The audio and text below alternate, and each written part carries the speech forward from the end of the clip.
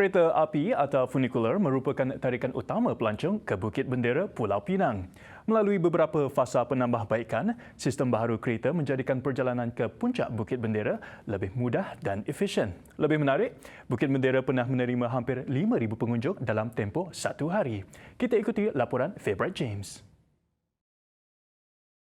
Bukit Bendera atau dikenali sebagai Penang Hills sememangnya sinonim menjadi salah satu tempat yang harus dikunjungi jika bercuti ke Pulau Pinang. Berkongsi cerita, pemandu pelancong di Bukit Bendera, KP Ong berkata, sebagai ikonik Pulau Pinang, tarikan utama funicular adalah pemandangan indah sepanjang perjalanan menuju ke atas Bukit Bendera. Kenapa bukit ini dinamakan dengan Bukit Bendera?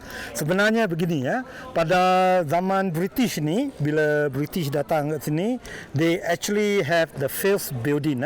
Bangunan yang pertama yang dibina oleh British is called the Belvedere. This is the Belvedere. Di atas bukit kerajaan, they call it the Governor's Hill.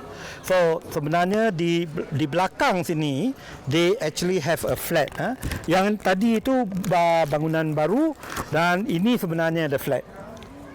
So sebenarnya dia ada satu bendera yang tinggi sekali di mana dapat dilihat dari jauh-jauh ni. They have the Union Jack punya flag. That is why it's called Bukit Bendera.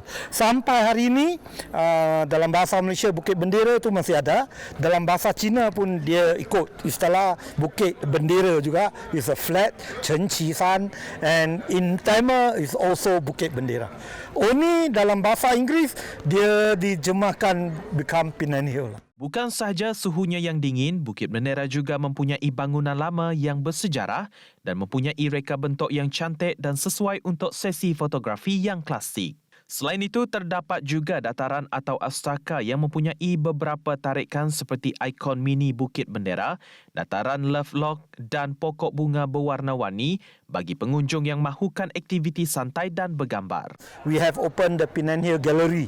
Gallery di mana orang yang tak suka berjalan jauh-jauh tu dia pergi kat gallery. They have section to section di mana they talk about the hill, they talk about the building, they talk about the tram, everything. Dan kedua, kalau orang yang datang ke Bukit Bendera biasanya adalah yang suka berjalan-jalan lah. So we have a special track on the map where people can walk, tak perlu hilang sebabkan boleh ikut dia punya warna.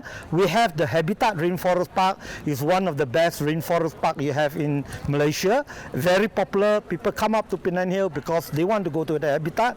Dan kalau orang yang tak boleh berjalan jauh tu, we also have something called the buggy service, di mana kita boleh bawa orang for 2 km inside the hill. Antara lain bersebelahan dataran Bukit Bendera, terdapat sebuah bangunan kayu 4 tingkat yang menempatkan kafe atau medan selera, kedai cenderahati dan juga muzium burung hantu. Berada pada ketinggian 830 meter, Bukit Bendera atau Penang Hills ini mempunyai pelbagai tarikan, panorama yang mengasyikkan serta suhunya yang sejuk. Dan antara tarikan yang di sini adalah pengunjung boleh mengadakan lawatan ke galeri at Edgecliff di Bukit Bendera.